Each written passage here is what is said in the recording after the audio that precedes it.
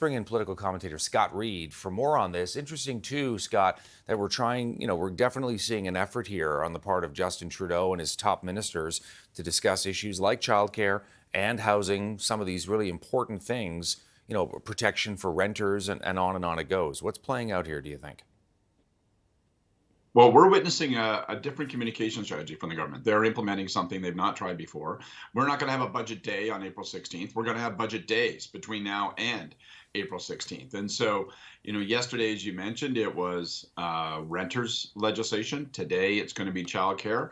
And we're going to see this time and time again. And I think, it's probably a smart approach. It generates news. It captures people's eyeballs. And, frankly, this government knows that it needs to break through. It knows that it needs to connect with Canadians.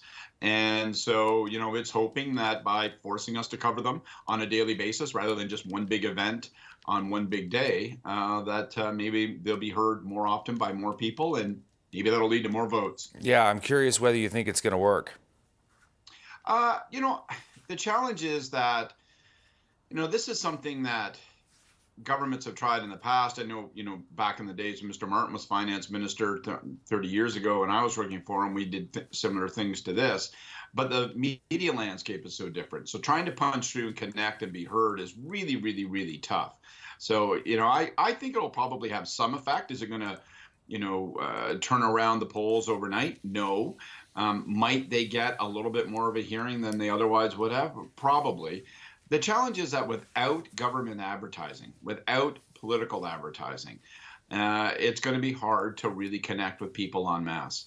What's the biggest challenge, do you think, right now for Trudeau on that issue of trying to get the word out, so to speak, communication, Scott? Well, let's not ignore the elephant in the room, which is that the government is very unpopular. It's running at 24%. So you say, well, let's get out there and talk to Canadians about things that matter to them. That's a way of combating it. But of course, ironically, a barrier to being heard is, that a lot of Canadians say, well, you know what, I don't want to hear from you. So that's a real chicken and egg problem that governments face when they're at this point in the cycle. What you really want to guard against, partly oriented around trying to combat, is that people tune you out and refuse to hear anything. So force your way onto their television screens, force your way onto their phone screens, and hope that people hear a bit of what you have to say.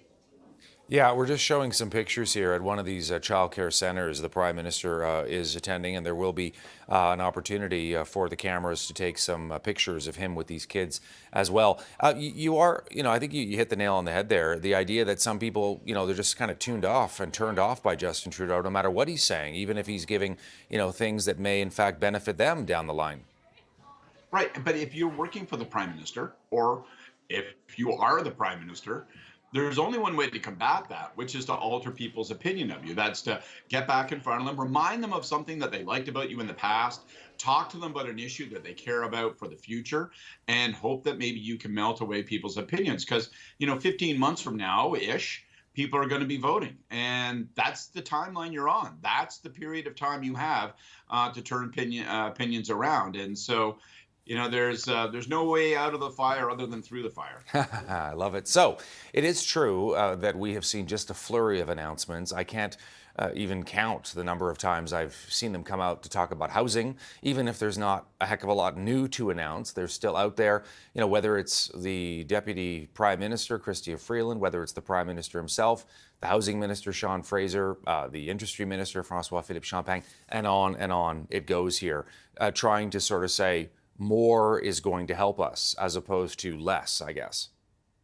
Yeah, and behind the scenes, there's some craft going on here. So, for example, the Prime Minister's office and the Finance Minister's office are holding daily briefings, getting a hold of media, getting a hold of people who are, out there engaging with media, saying, this is what we're doing. So this will be our message for today. This will be our message for tomorrow. We're deliberately executing it here with this style and this approach.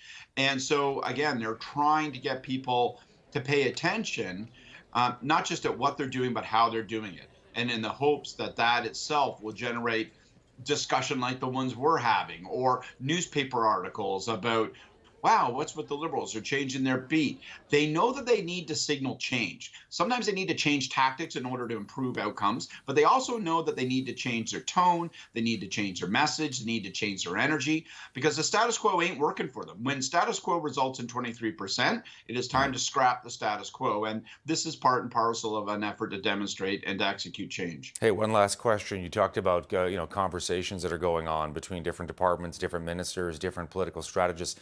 How worried are they, Scott, right now? Well, they're worried. That they're at 23%. And, they're verging on 9, 10 years in government. These are not conditions that generally produce re-election. So they know they're in tight. They're not foolish. They're not blind. They're not stupid. But knowing that you have a problem and solving that problem are two different things. And, this is part and parcel of an effort to bring new energy, bring a different approach. Maybe this thing we try will crack through and improve us a little bit. And, the way to get away from being at 23% is to get at 24%. Then maybe a month or two later, you get to 28%. Then you're back in the game. That's the play. They know they're in trouble. And the reason that they're doing this is because they know that they're in trouble, and they know that we know they're in trouble. Scott Reid, political commentator. Good to see you, Scott. Thank you. Thank you.